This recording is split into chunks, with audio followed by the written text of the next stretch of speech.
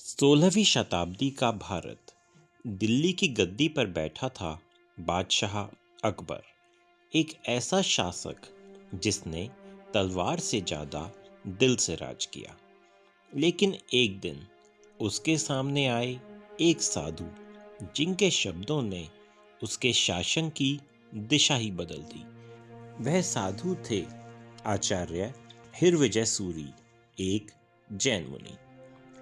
अकबर का मन हमेशा से धर्म और दर्शन में रुचि रखता था।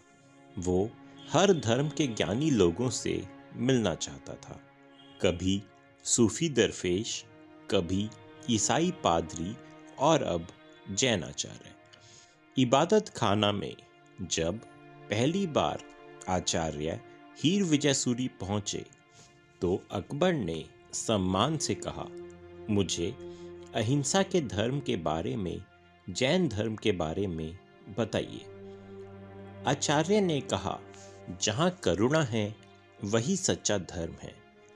राजा का धर्म केवल राज्य के मनुष्यों का संरक्षण करना ही नहीं, अपितु राजधर्म का सबसे ऊंचा स्वरूप है राज्य के सभी प्राणियों की रक्षा करना। साथ ही आचार्य श्री ने बड़े सरल शब्दों में कहा, सच्चा सम्राट वह नहीं जो देशों को जीतता है, बल्कि वह है जो अपने क्रोध, लोभ और अहंकार पर विजय पा लेता है। इन शब्दों ने अकबर को भीतर तक झकझोर दिया।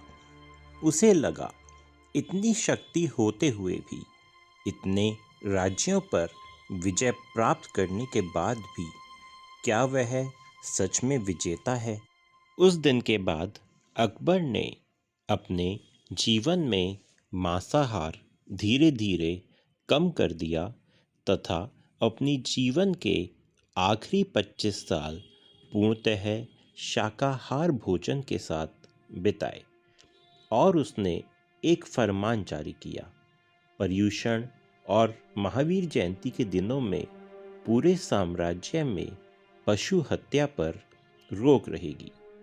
इतना ही नहीं, उसने दरबार में मांसाहार पर भी नियंत्रण लगाया। उसने कहा, जिन जीवों में प्राण है उनमें खुदा का अंश है।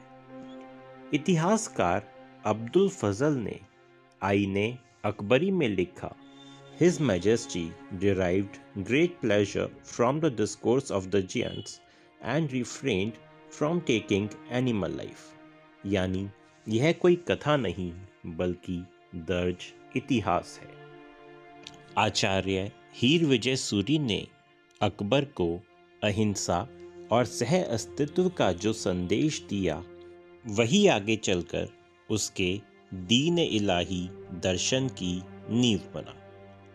शायद इसीलिए जब भी भारत के इतिहास में सहिष्णुता और करुणा की बात होगी, अकबर और जैन आचार्य की यह मुलाकात हमेशा याद की जाएगी।